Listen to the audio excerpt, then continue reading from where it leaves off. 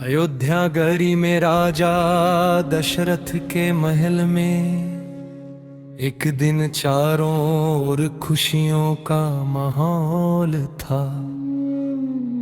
माता कौशल्या ने एक दिव्य पुत्र को जन्म दिया, जिनका नाम रखा गया श्री राम।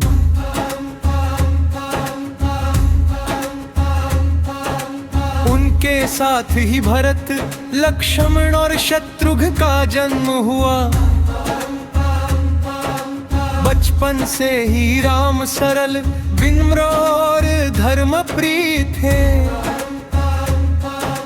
जैसे जैसे वे बड़े हुए, उन्होंने गुरु वशिष्ठ और विश्वामित्र से शिक्षा प्राप्त की। एक दिन ऋषि विश्वामित्र उन्हें अपने साथ ले गए, जहां उन्होंने राक्षसों का वध कर इस जग की रक्षा की।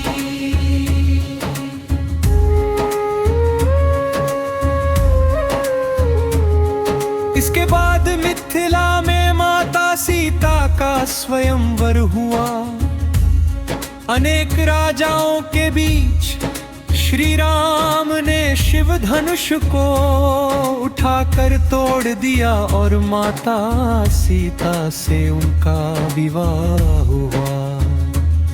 यह मिलन केवल दो व्यक्तियों का नहीं, बल्कि धर्म और प्रेम का मिलन था। अयोध्या लौटने के बाद राजा दशरथ ने राम को राजा बनाने का निर्णय लिया, लेकिन कैकेयी के वरदान के कारण राम को 74 वर्ष का वनवास मिला। बिना किसी शिकायत के राम ने पिता के वचन को सर्वोपरि मानते हुए वनवास स्वीकार किया। उनके साथ माता सीता और भाई लक्ष्मण भी गए। वन में उन्होंने साधु संतों की रक्षा की और कई राक्षसों का अंत किया। इसी दौरान रावण की बहन शूर्पणखा ने लक्ष्मण से अपमानित होकर अपने भाई रावण को उकसाया। रावण ने छल से माता सीता का हरण कर लिया और उन्हें लंका ले गया।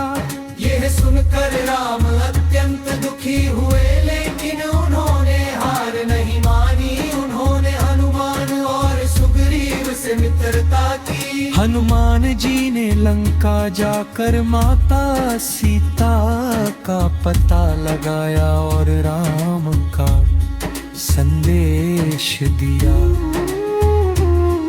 इसके बाद राम ने वानर सेना के साथ समुद्र पर सेतु बनाया और लंका पर चढ़ाए।